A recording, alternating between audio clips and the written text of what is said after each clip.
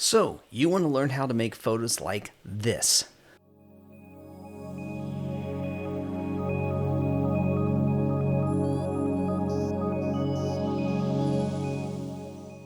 Well, that is what this episode is about. 2 weeks ago, I took all of you out on a camping adventure with me. I got out of the city lights, got a little bit of altitude, and spent the night doing astrophotography. But with all astrophotography, you gotta do a little bit of development. We're gonna be using 2 pieces of software to do this development. Now, we're gonna be using a free product called DeepSkyStacker to help us put our images together, and then the final processing will be done in Photoshop. Now, to get this to work, we have to have some images to work with. So the photos I took, we're going to be stacking 14 photos. Now, I took these at a setting of f3.5, ISO 12,800. I know, pretty high, right? They were 8 seconds and at 18 millimeters. And I also have 12 dark photos. In order to really get DeepSkyStacker to work well, you need both the light, which is the actual images you took, and then absolutely dark images. Now, these dark images are going to have the exact same camera settings as what I took the light images for, but they are completely dark. As a matter of fact, when I took them, I had my lens cap on, I stuck it inside of a file I kept in the drawer to make sure it's absolutely dark. Now, the cool thing is, I only had to do that once. Whenever I take photos with these same settings, I can reuse the dark images. All right, let's go into DeepSkyStacker and let's see how to make this happen. Here in DeepSkyStacker, I'm going to go ahead and select all of my light images and drag and drop them over, and I'm going to select light frames. And then I'm going to select all of my dark frame images. Just simply drag, drop them over, and tell them these are the dark frames. Now, we're going to go over here and we're going to tell it to stack the checked pictures. One thing you want to do is make sure that your stacking mode is in mosaic mode, and go ahead and click OK. The process of stacking the images are going to take a few minutes, so be patient with it. Now, the reason why we're doing the stacking is at such a high ISO, there's going to be a lot of grain. And what's going to happen is that all the pixels are going to get averaged. Once they're stacked and lined up, all the pixels are going to get averaged out, and that is going to significantly reduce the amount of noise in your image. We're still going to have to address some of the noise, but we'll do that later on. But it will not be anywhere near as bad as if you use just a single image to do this. Okay, stacking's done. Let's see how to develop these images. So right now, this does not look impressive at all, but trust me, the data is there. We're going to go ahead and save this picture to a file, and go ahead and save it wherever you are storing your images. Next, we're going to go over to Photoshop and drag and drop the TIFF image that was created. Now, we did a 16-bit TIFF image. This is going to give us the ability to play in post-processing with this image. Now, first of all, I'm going to make a copy, a duplicate copy of this layer, just because I want the ability to go completely back in time if I need to. Now, next, I'm going to go ahead and press Ctrl-Alt-Shift-E. That's going to create my next layer. This next layer is where we're going to adjust the exposure. So I'm going to go ahead and just say Exposure, Adjustment. All right, now we're going to go into the raw editor. So I'm going to do Ctrl-Shift-A, and that's going to open up the raw editor. Essentially, this is going to be like having Lightroom's tools available to us, but inside of Photoshop. All right, let's go ahead and start off with the basics, and we're going to go ahead and bring up the exposure. And there it is. Inside of this exposure is that galactic cloud. It's a little hard to make out right now, but it is there. Also, I'm going to take care of some vignetting that happens when I use a very wide angle. This was taken with 18 millimeters. So I'm going to go down here to the optics, and I'm going to take the vignette. I'm going to brighten up those edges just a tad. Now, you don't want to overdo it because then they start turning white. So just make subtle changes here. Now, the overall look that I'm going for is going to be more of a blue starfield type of a look. So let's make some changes to the color. We're going to go into Color Mixer, and I'm going to go to our hues. And I'm going to start shifting some of the colors. It's very yellow here, so I'm going to start shifting some of those yellows and greens and aquas more into the blue range. And again, that's going to put a little bit of a bluish hue back here. All right, let's go ahead and click OK. And what we're going to do is we're going to do a new layer for this. So Control-Alt-Shift-E. And this is going to be called our levels and curves. Levels and curves. All right, I'm going to press Control L. That's going to bring out my levels. And what you see here on the left, this will be black. On the right would be white. And this part right here is the data we're working with. I'm going to take this little slider and shift it just a tad bit over. And that's going to darken up the background a little bit. I'm going to go ahead and click OK. Next, I'm going to press Control M, and that is going to bring out our curves. Now, down here at the bottom, I'm going to go to the selector. Now, what I'm going to do is I'm going to go to part of the galactic cloud, and I'm going to hold my mouse button down and move the mouse up. And that's going to say, okay, let's make an adjustment to bring that part out. But I'm also going to go into this part of space, hold down my mouse button and shift it down, and that's going to darken those things up. And you can see I'm bringing more of the cloud out. Now, you can see right now we got a little bit of a greenish hue going, so let's go ahead and address that. I'm going to click OK, and I'm going to do a Control-Alt-Shift-E again to preserve that layer, and this is going to, we're going to shift to blue. That's what we're going to call this.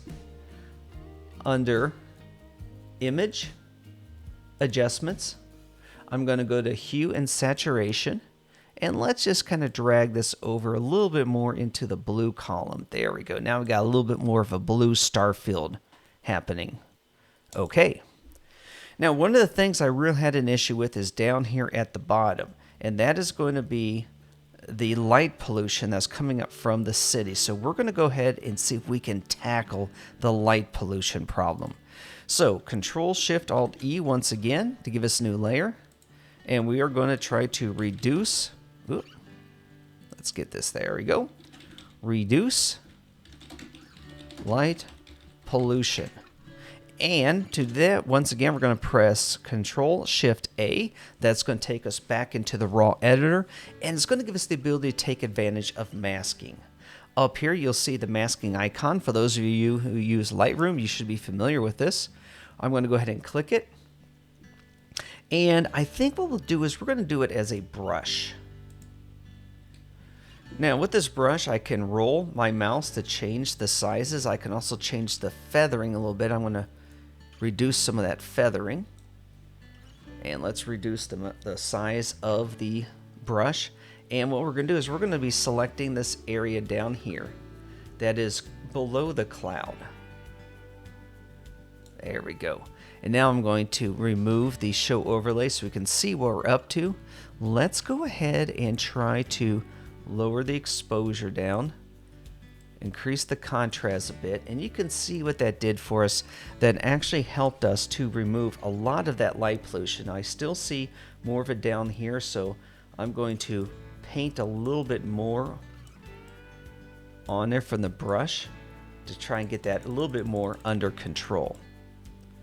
All right, let's go ahead and click OK.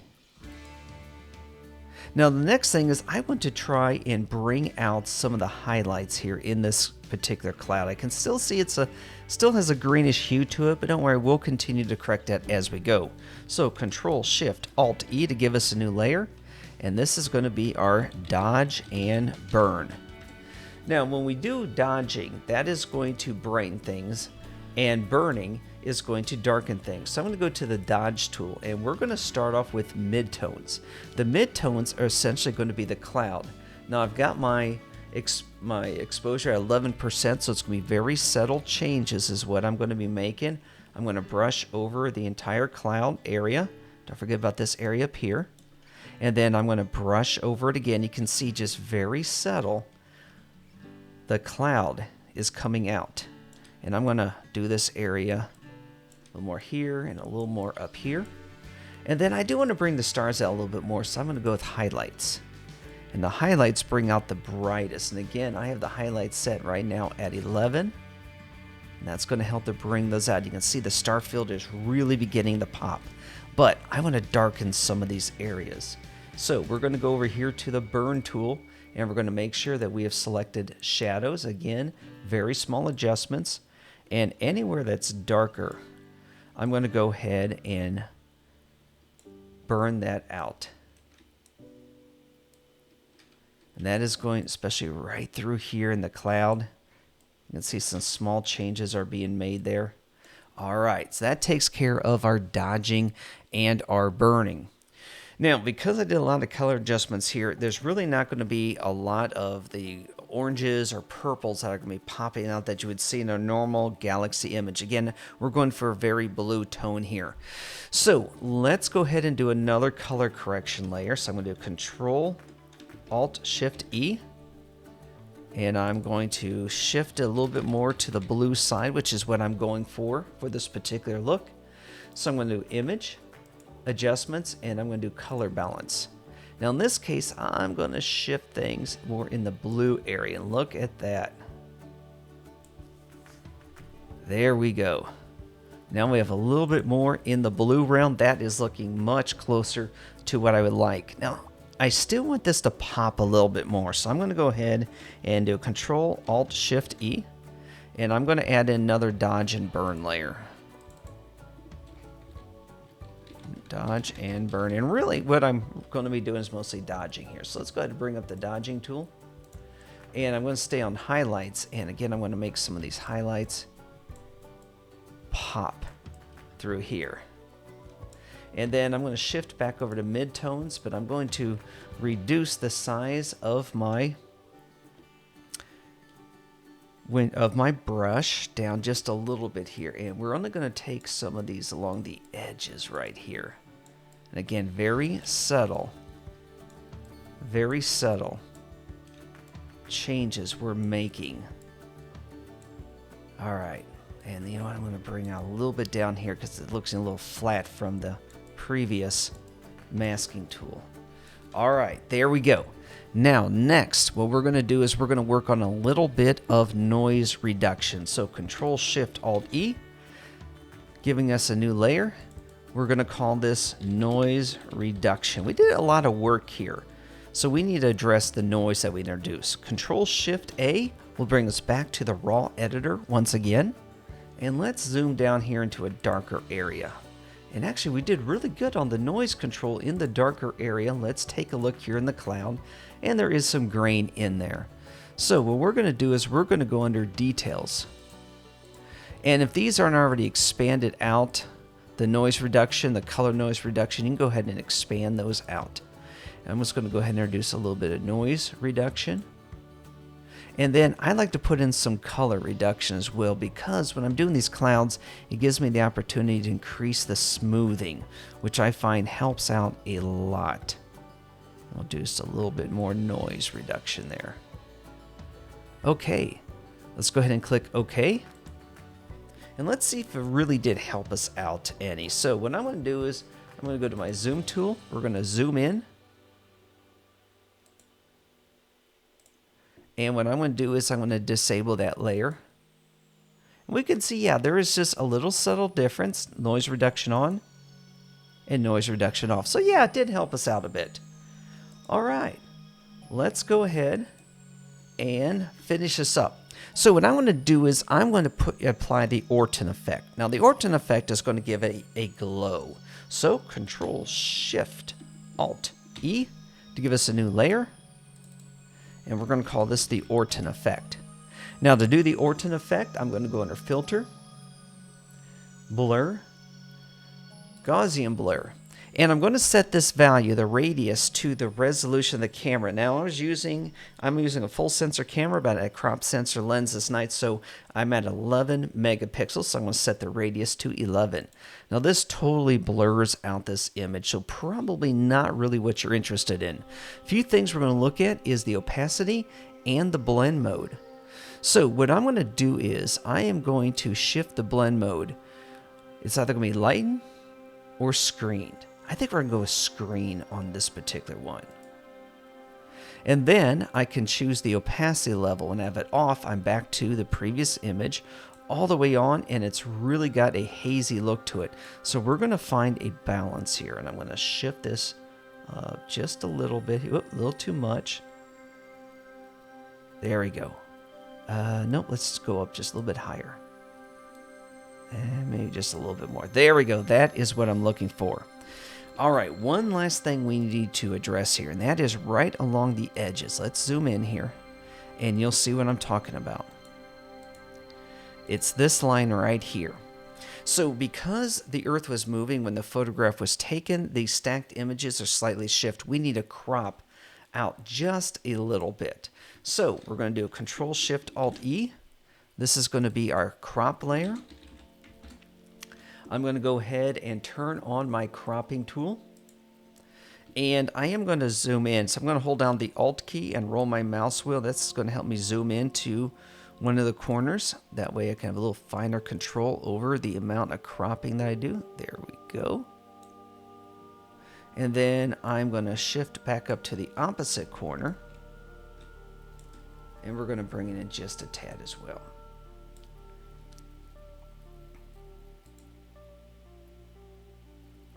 All right, zooming back out. Here we can see our final image.